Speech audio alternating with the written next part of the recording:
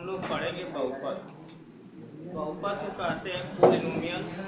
आज हम लोग पोलिनोमियल्स के बारे में पढ़ेंगे। यहाँ पे पढ़ाया गया होगा कि जो द्विघात समीकरण के शून्य ज्ञात करना होता है, किसी भी द्विघात समीकरण का शून्य ज्ञात करना है तो उसका गुणनखंड करेंगे, तो उसको 0 के बराबर करके x का 2 मान निकाल लेंगे। वो क्या कहलाता है? शून्य कहलाता है। आपको याद होगा शून्यकों का योगफल का मैंने सूत्र बताया था। शून्यकों का योगफल अल्फा प्लस बीटा और क्या होता है? माने b/a होता है। और शून्यकों का गुणनफल अल्फा इंटू बीटा क्या होता है? c/a होता है। इतना पढ़ाया गया था। इसी के अकॉर्डिंग जो है आपका प्रश्न आ रहा है यहाँ पे, ठीक है। जिससे मैं 2 प्रश्न लिया हूँ पोलिनोमियल्स का, दे रहा है यहाँ पे 6वां क्वेश्चन दिया किताब का। इसके अंदर क्या रहा है, ध्यान सुनेंगे। यहाँ पे क्वेश्चन दिया हुआ है कि यानी बहुपद 3x² प्लस 11x माइनस 4 के शून्यक यम तथा यन।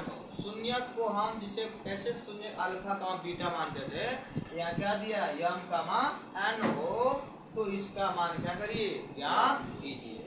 अब देखिए यहाँ पे प्रश्न को ध्यान से सॉल्व करेंगे, समझेंगे हम लोग। क्वेश्चन दिया है कि 3x² प्लस 11x माइनस 4 दिया है। अब यहाँ पे कह रहा है कि शून्य यम का मान यन है, ठीक है। अब देखो इसको मानेंगे समीकरण नंबर 1। समीकरण 1 की तुलना आपको याद है द्विघात समीकरण क्या होता है? ax² plus bx plus c बराबर 0 से बढ़ने। क्या करेंगे? इससे हम तुलना करेंगे। जब तुलना करेंगे तो देख लो यहाँ a लिखा है, वहाँ कितना लिखा है? 3। a का मान कितना हो गया? 3। जहाँ b लिखा वहाँ क्या लिखा है? 11। जहाँ c लिखा वहाँ क्या लिखा है? -4। ये दिक्कत थी ना। अब यहाँ पे शून्यकों का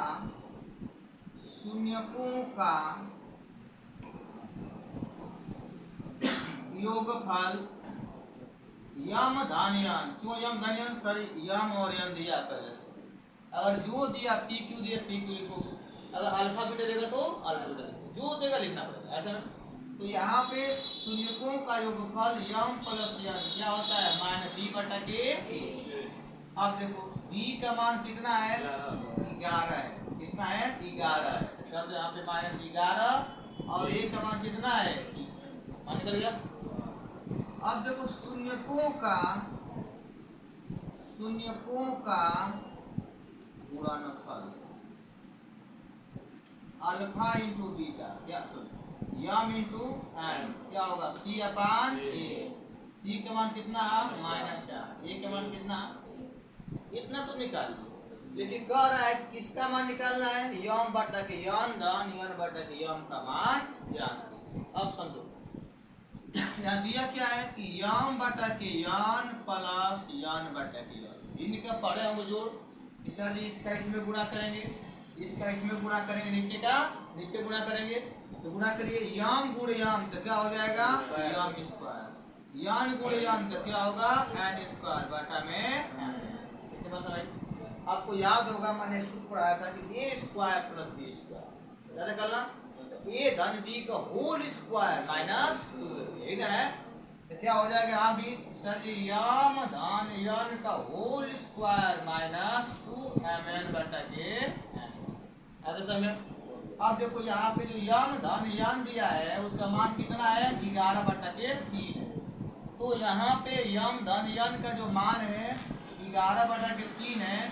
कितना हो जाएगा? -11/3 का हो गया होल स्क्वायर। क्या समझ रहा है? देखो जहाँ यम धन यन दिया है उसका मान कितना है? 11/3 रख दिया यहाँ पे -2 गुणे mn का मान कितना दिया है? -4/3 दिया है पूरे का बटा, फिर mn का मान कितना दिया है? -4/3 दिया। अब इसी क्या करना आपको है? सॉल्व करना है। 11 का वर्ग कितना होता है? 123। 11 गुणे 11 कितना हो जाएगा? 121 हो जाएगा। अब देखिए 121 हो गया। 3 का वर्ग कितना होगा? 9। 3 के लिए 9। अब देखो माइनस है 2 है कितना? 4। 4 तो कितना होगा?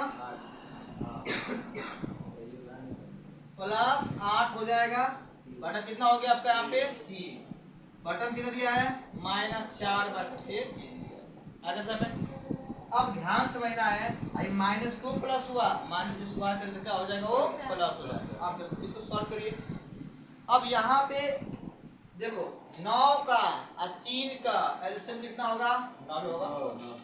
अब देखो 9 का मान 9 121 होगा प्लस 3 3 के 9 3 8 24 -4/3 देखो कितना होगा 4 1 5 2 2 4 145 कितना होगा 9 -4/3।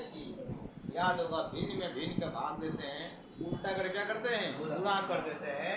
गुणा करिए कोई आंसर चेक कर लेगा 145/9 गुण के 3/4। अब देखिए 3 3 के 9, अब तो कटेगा यहाँ पे 3 चौका नहीं कटेगा, छोड़िए। अब यहाँ पे गुणा कर दो कितना एक देखो तो दिया 145/4 दिया 12 आ गया। इतना आंसर आना चाहिए 145/12 आया सब में। तो इस तरह से देखो पेपर में कम से कम 4 नंबर का क्वेश्चन आता है, 4 नंबर या 5 नंबर का आता है ऐसा में। अब देखिए इसी के साथ साथ मैंने एक क्वेश्चन और लिया यहाँ पे, क्वेश्चन दिया है कि बहुपद x² plus x plus k। ये पेपर में ऑब्जेक्टिव क्वेश्चन में क्वेश्चन आ चुका है। ऑब्जेक्टिव क्वेश्चन में आपको देखिए आपको पता है ना कि 20 क्वेश्चन ऑब्जेक्टिव रहेगा, ठीक है। तो ऑब्जेक्टिव क्वेश्चन में एक क्वेश्चन आ चुका है, दे रहा है कि यदि बहुपद x² plus x plus k का एक शून्य एक हो, अगर एक शून्य एक दिया है दूसरा शून्य पूछता है तो क्या करेंगे यहाँ पे एक रखेंगे, 1 का वर्ग प्लस 1 प्लस k बराबर 0, ठीक है। अब देखो एक का वर्ग कितना होगा 1, यहाँ भी 1 k बराबर कितना होगा 0, 2 धन k बराबर 0, k का मान कितना हो गया इसे दिक्कत। द्विघात समीकरण का अगला क्वेश्चन दिया हुआ है यहाँ पे, दे रहा है यहाँ पे द्विघात समीकरण का दे रहा है क्वेश्चन में बाद में करेगा। द्विघात समीकरण ज्ञात कीजिए, कह रहा है कि द्विघात समीकरण ज्ञात करो जिनके शून्यकों का योगफल तथा गुणनफल दिया है। एक बार ध्यान से समझना है कि पहले इसका सूत्र क्या होता है, कई सूत्र लगाएंगे, ठीक है समझो। ये बताओ शून्यकों का योगफल, ये बताओ क्या होता है अल्फा प्लस और शून्यकों का गुणनफल,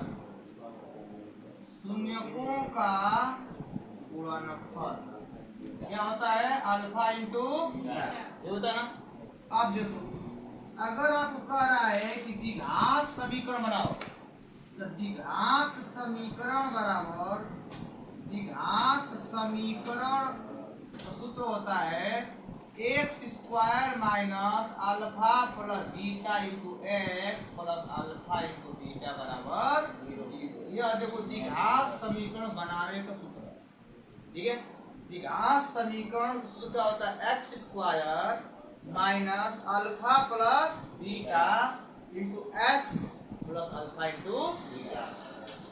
यह द्विघात समीकरण बनाने का सूत्र है। कहीं आएगा द्विघात समीकरण बनाइए, समीकरण का दे देगा, समीकरण का शून्यकों का योग दे देगा, उसका गुणनफल दे देगा, तो कैसे लगाएंगे x² alpha plus beta into x alpha into beta. अब ध्यान समझना है, ये पहला इस सवाल ले रहा हूँ ध्यान रखना।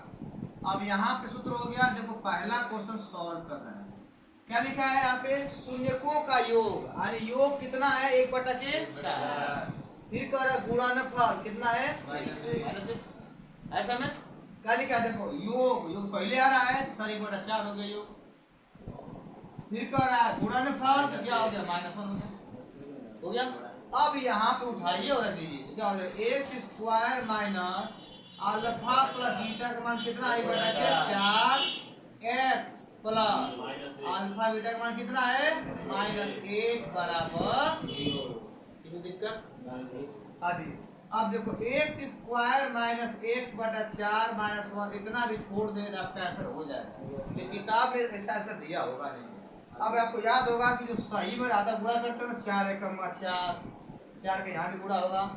तो देखो कुछ तरीके बताते हैं, बटा 1 कर दो, बटा 1 कर दो, दिक्कत। अब बताओ लॉस कितना होगा,